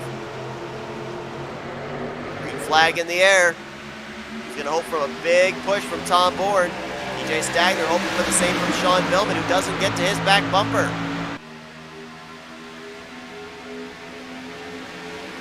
Takes almost a full lap for these cars to get up to full song and start planning on making any type of moves. Bourne gonna try and push Trawick out as far as he can. Whoa! It's saved there by Winstead and Shane Tyrion in the middle of the pack. Jason Shuey gonna go down to the apron. It is legal. Oh! And they don't save it. Oh, did they? Wait a minute. Nope, caution's out. I was gonna say, I saw about 6 or 7 cars that were all out of shape, but they were all still pointed the right direction. But Matthew Rodriguez and Jason Shuey both did go around, and so we will rack them up and we will do it again. Green-white checkered attempt number 2 coming up. And this continues to be a problem potentially for Blake Trawick, who has not pitted the entirety of this race. I don't think was planning on any more than the scheduled 30 laps. Let's go back and see what happened. There were a lot of saves that took place in this one, to the point that I thought we weren't going to get a yellow flag.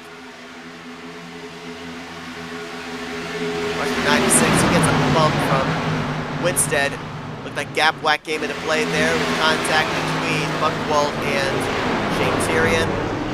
And in the end result, you've got Matt Muir, Matthew Rodriguez, and whoa, did you see the 3 of Jason Shuey jump over that grass to asphalt to grass transition?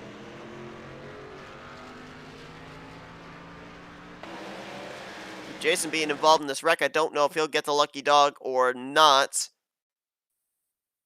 Let's take another look at this.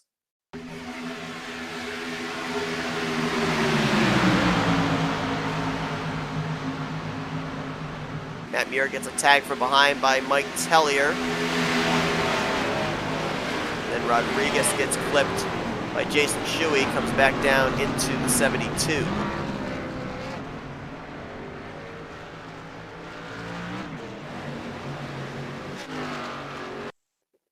Mike Tellier had a very eventful view of all that went on right there. Let's see if we can go on board with his machine.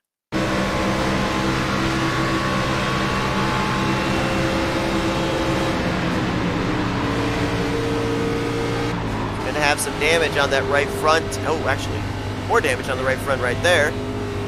Michael Norman snaking through. I think he got some damage there. I thought I saw a bit of a crease above the left front tire on his Ford. Some drivers may elect to come down and give their cars a little TLC. Others, wanting to keep the track position, may just continue on with the battle scars on their respective manufacturers. We get ready for overtime restart number 2.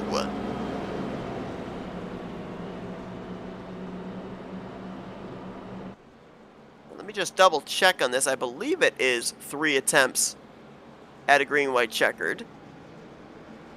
I'm going to double check on that just to make absolutely certain that I'm not giving misinformation.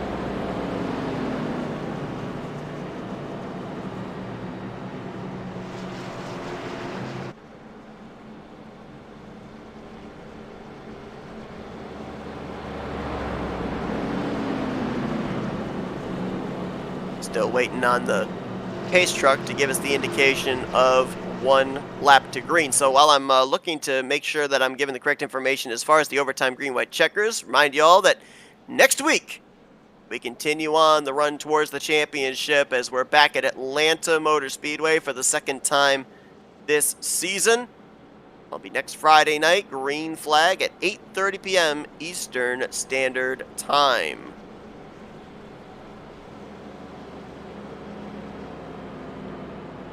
Not seeing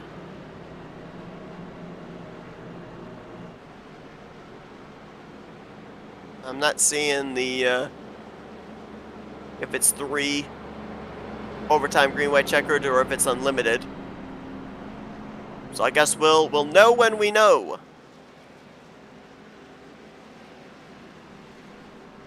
All right, so choose cone has taken place. Trawick, no surprise, takes the inside line. I think more out of necessity so he could run the apron and continue to save fuel. Tom Bourne up on the top. And Cody Lamas on the inside in 3rd. DJ Stagner on the top in 4th. And Bronson Stafford in the 5th position. I'm looking back through here, and I'm not seeing very many teammates that are lined up.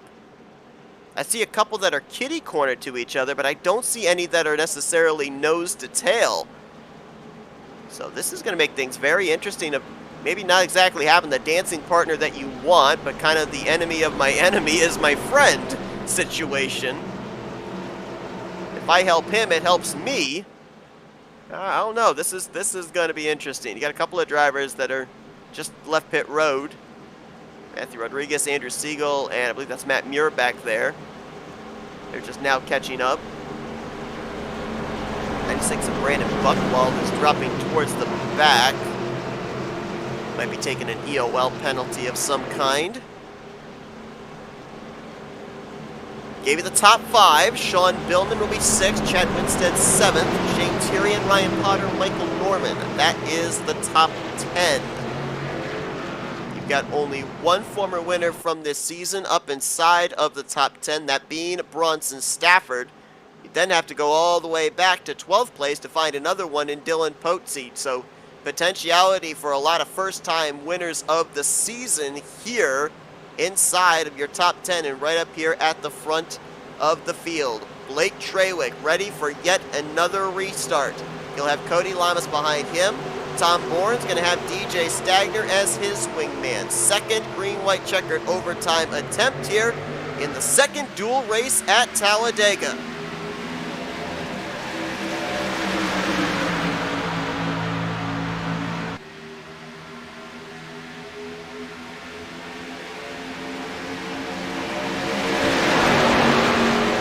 Line's pretty even there through 1 and 2. It's a little tighter draft there on that 2nd lane. DJ Stagner pushing the 16. Cody Lamas blinking in and out. That's going to affect the drafting capability, and Bourne is clear. Tom Bourne to the lead, and he will jump to the bottom immediately.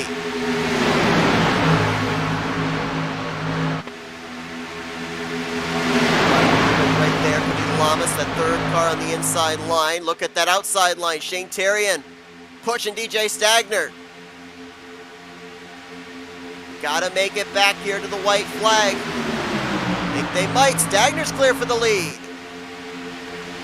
White flag in the air. 1 lap to go here in duel number 2. Who's bringing home the checkers? Big block by Stagner on Shane Tyrion.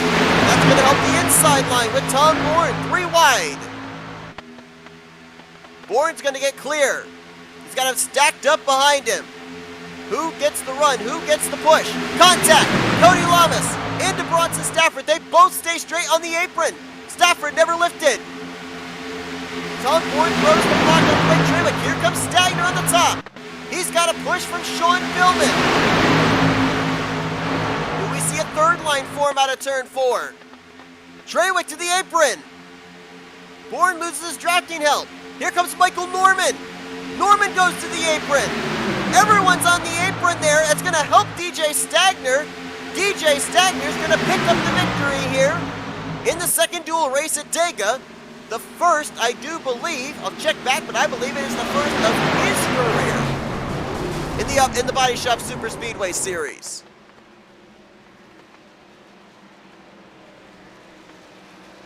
Billman gets second. Potter brings it home in third. Points gap's going to close up even more between himself and Dylan Poteet, who is going to bring it home, it looks like, in the 10th position. What a wild, frantic finish that was as Lightning McQueen up and over. That's Connor Holden. Wow. Car is down on the apron there through the tri-oval, which is legal. It just kind of seemed like it didn't work tonight. You scrubbed off more speed if you went down there. And I wonder, could be wrong, but I wonder if Blake Trawick ran out of fuel coming off of turn 4, and that's why he dove down to the apron.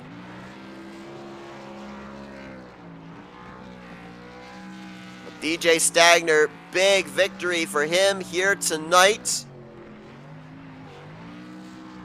Mention the fact that Toyotas had won all 4 of the first 4 races of the season. Chevrolet, the Camaros, sweep it here at Talladega in the 2 respective dual races, and can confirm 2 first-time winners here tonight. Andrew Siegel in duel number 1, and first career win in the UpperEdge Racing Baadteshop Superspeedway Series for DJ Stagner, who is getting really close to a certain portion of the racetrack, and I think, well, he just disappeared.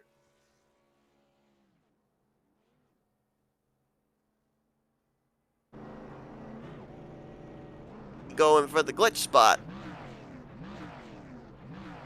But apparently that is not the case.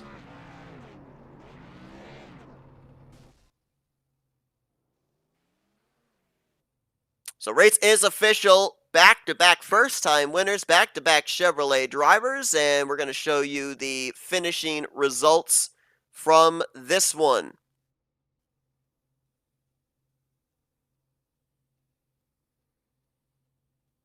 Stagner with the victory, Billman in second, Potter in third. He will close up that points gap even more here. Tom Bourne, Bronson Stafford in 4th and 5th. Norman in 6th. Chad Winstead will bring it home in 7th. So a 3rd and a 7th for Winstead here tonight. Ty Smith, 8th place. Connor Holden, after the runner-up finish in the first duel, gets 9th. And Dylan Poteet in 10th. 11th and 10th place for the points leader here in these 2 dual races. I think that points lead is going to dwindle. He had about 70 points over second place. It was 35 points after the first dual race. And with Potter finishing 3rd and Poteet finishing 10th, I think it's going to close up even more. So look at the rest of the finishing results. A couple of drivers that kind of stand out there. Shane Terrian, he was up there in the conversation for the win late. 14th place for him. Andrew Siegel does not double down. He had a win in the first dual race, but 18th here in the second race. And Blake Trawick finishes in 20th. I don't know if he ran out of fuel or not. He was the only driver who didn't pit the entirety of this race. And we had those 2 overtime green-white checkers, so I don't know if he might have run out of fuel off of 4 or not. Seems like a very strange place to go to the apron off of turn 4, so he may very well have ended up having a problem. Cody Lamas, we saw him and Bronson Stafford get together on the back straightaway, but keep it going, and he finished in 21st. And then Mike Tellier back in 22nd place, so he ended up getting the caution that he needed. He caught back up, but did not get the finish he was looking for here in the second dual race. Well, DJ Stagner, Sean Billman, Ryan Potter, top 3 finishers, and we're going to be talking with them in just a moment here and get their opinions of what was not only just a crazy second race, but a crazy night overall with both of these dual races. Let's see, we've got Ryan Potter on standby, so let's dial up the guy who brings it home P3 here tonight. Hey Ryan, Seth Cole up here in the FRM booth. You got me? Yes, sir. I got you. What a crazy finish we had here. Now, we were actually treated to 2 wild finishes at Dega this evening, but second one working out a lot better for you than the first one. You bring it home in the 3rd position, but saw a lot of drivers down there on the apron through the tri-oval, a lot of different lines, a lot of different runs trying to be generated. Were you basically stuck there in the 3rd position, or do you think in hindsight there could have been something else you could have done to get this 99 to the line first? Honestly, I don't think there was anything I could have done differently. I don't think there was anything I would have done differently because I was working with DJ and Sean there at the last couple laps. They're just trying to get us forward, and bottom line stalled out on the backstretch, and then I believe Treywick ran out of gas off of 4. So it was just push, get everybody up front because I didn't want to make any moves until first of all, I didn't want to make any moves until I was clear of the 16 because I didn't want to get involved in a wreck or anything like that. I didn't know how many people were below us, so I just wanted to stay put and kind of just ride it out because the point days were good today. So yeah. Yeah, talking about the points, I'm not certain if you looked at the points at the conclusion of duel number 1, but you closed up about half the gap between yourself and Dylan Pote, and again, another good run here with Pote finishing back in the 10th position. I don't know how all the mathematics of this point system works, but if not the points lead, you're going to be certainly very close heading into Atlanta. So how important was it for you in terms of the big picture racing, racking up those points as we're heading down the home stretch towards the championship? It's huge. I mean, I've been starting in the back for a lot of my races because I feel like it's a lot better of a chance to get the hard charger going from towards the back to the front, which I think I got the hard charger in both races tonight. But easier to go from the back to the front than it is to try and go out there and win a pole when it's kind of a crapshoot. So I'd rather trust myself in getting to the front, however I do it, whether it be riding in the back until the big crash happens on the last lap or going to the front. I just rather trust my own self rather than um, trusting getting the runs around me in qualifying. So I felt like it was easier for me to just try to work my way to the front because that's kind of the mindset anyway, is to try and be up front. So just yeah, like I said, just try and maximize any kind of points I can. And we haven't had a race this year, I don't think, where we finished outside the top 10. So just kind of keep that going. A wild one here tonight. Big points nights for you. Big points events, I should say, for you here tonight in both of the dual races. Congratulations on the podium here in duel number 2.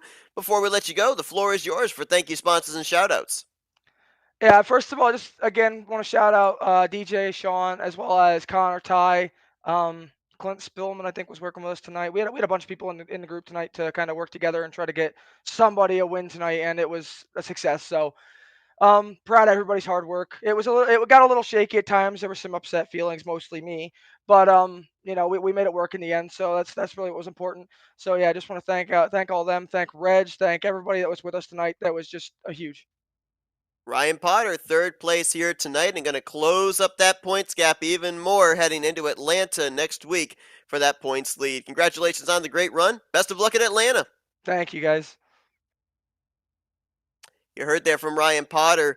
Been very consistent this year. His worst finish, and he's done it twice, 8th place. All of his other finishes been up inside of the top 5. That's why he is putting the pressure on Dylan Pote, who has 2 victories. Potter is still looking for his first victory on the season. I believe the points have been updated, and we'll talk about that in just a moment. Let's go down and see if we can dial up our 2nd place finisher here tonight, Sean Billman. Oh, hey, Sean, Seth up here in the FRM booth. You got me? I got you, man. I never thought I'd be up here. Well, I'll tell you what, a heck of a finish for you here tonight. You bring it home with your best finish of the season in 2nd place, but was there anything you could have done to be able to get around that 64? Because we saw a lot of drivers kind of moving and shaking there through the tri-oval. Nah, man. DJ was my shake and bake buddy. Either way, even if I thought I had a chance, I just don't think it was gonna happen. It was just didn't have a run. So I'm just happy one of our group finally got a win here. It's been a long season for that. Just been trying, and finally one of us gets it. Two Happy with. entirely. Oh, sorry. No, you're good. Two We got two entirely different duels here tonight that we were treated to. The first one kind of came down to fuel strategy, the long green flag run. We didn't have a wreck until the final lap, but then quite a couple of big ones here in this second duel. So how difficult is it in terms of super speedway racing to go from one race that's entirely different from the second race in terms of where you position yourself, who you work with, what type of strategy you have as soon as the green flag drops? For me, it was kind of the same. I was just riding, saving gas in both races, and when those cautions came out, I'm like, "Oh crap, time to go!" Because and luckily DJ was near me, so we just went to the front. I stayed with him. Didn't get the best of restarts. Really didn't get him, but it ended up working out in the end for him. Still with 3 races left to go, a lot of season, a lot of points still on the table. You gained a total of 10 positions here tonight, up to 10th in the point standings. Now, 142 points out sounds daunting, but that can easily be made up in the 3 races with the way that the unorthodox point standings is. So, what's the mindset heading into Atlanta, Daytona, and eventually iRacing Superspeedway? Are you looking for consistency? Do you think it's going to require this 0-6 getting a victory before the conclusion of the season? What are you thinking? Definitely a win. I mean, it's probably not going to happen, but hey, I'm just here for fun. Maybe win, see what happens. Just here to get the boys in the shop a good race. Well, a good race for sure here tonight. Second place here in this dual race. Congratulations on the job well done. Before we let you go, the floor is yours for thank you, sponsors, and shoutouts. Yeah, 3M hopped on tonight for the 10th anniversary since Greg Biffle's win at Michigan, so it's kind of cool getting a podium finish here. And then Fast and All and NOS are usually my normal sponsors, and then GRT back home. Even though Danny O'Quinn fields the cars, it's nice to have that GRT backing. Well, Sean Billman, he started 7th. He finishes 2nd here tonight in the second Dega duel. Congratulations on the great run, and best of luck here down this home stretch starting next week at Atlanta. Thank you, and thanks for the great broadcast, man. Absolutely. All right, the points are indeed updated.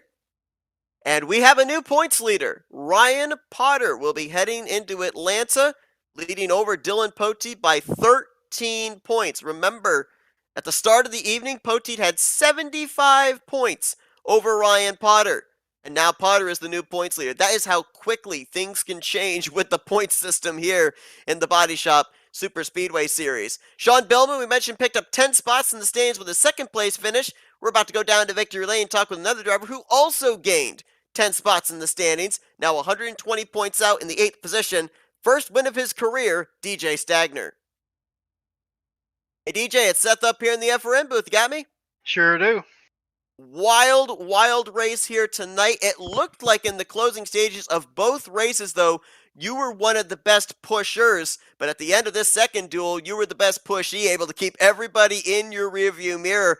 We know that at Talladega, there are a lot of available lanes, and with this series, the apron is even a viable option. How difficult was it to make sure you knew which line you had to defend against on that final lap? Well, typically my go-to thing at Talladega is on the bottom, all you're going to do is get pinned in. So if you're not on the top, you're really never going to move forward and therefore never have a chance to win.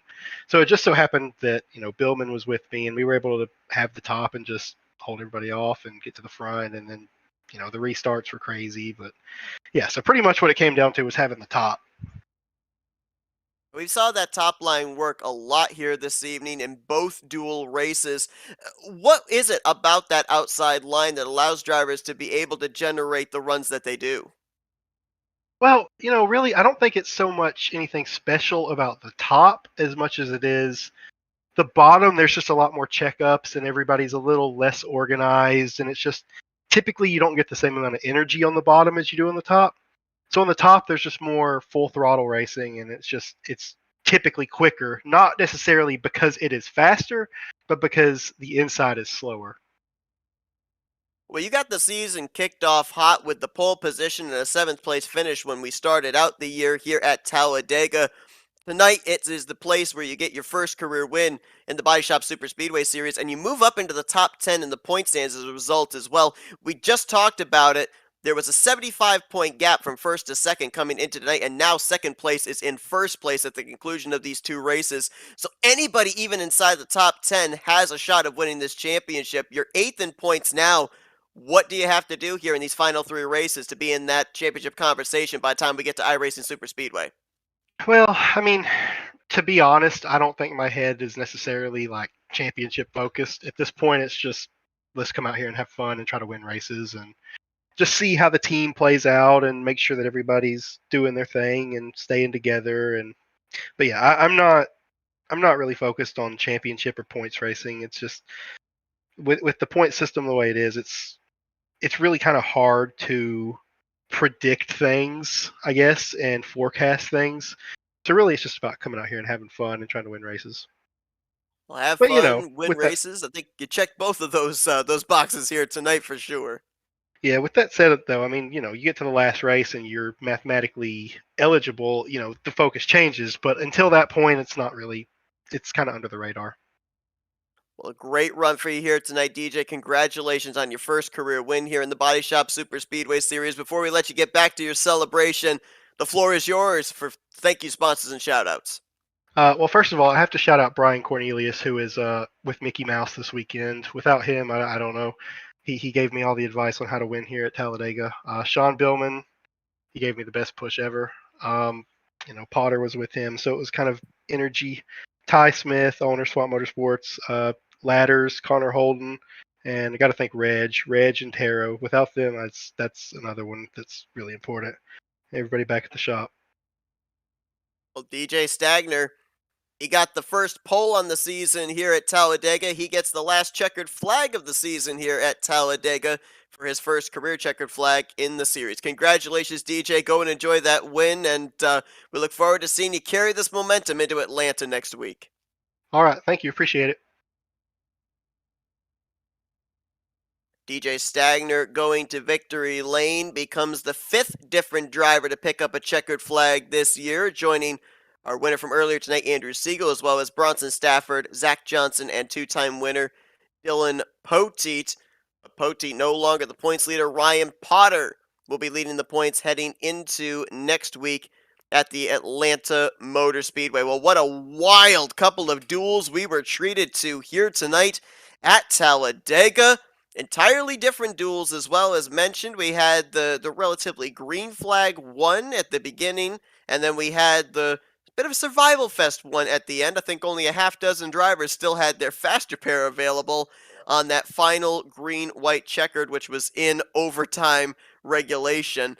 But what exciting finishes we ended up getting. Chevrolet sweeps the weekend, and 2 drivers get the first checkered flag of their UpperEdge Racing Baadteshop Superspeedway Series careers. Congratulations to Andrew Siegel and DJ Stagner. Next week, we continue down the home stretch. Next up is Atlanta Motor Speedway for the second time this season. Who's going to prevail there when we get ready for some 1.5 mile Superspeedway racing? That will be next Friday night, green flag at 8:30 p.m. Eastern Standard Time. Be sure to join us. Until then, though, I've been Seth Cole. Enjoy the rest of your Friday night, folks, because you've been watching another broadcast courtesy of FRN, the Flatout Racing Network. This broadcast is the copyrighted work of Flatout Racing Network and may not be rebroadcast, retranslated, or used in any form without the express written consent of Flatout Racing Network and iRacing.com Motorsports Simulations. Flatout Racing Network would like to thank you for your support, and we hope you enjoyed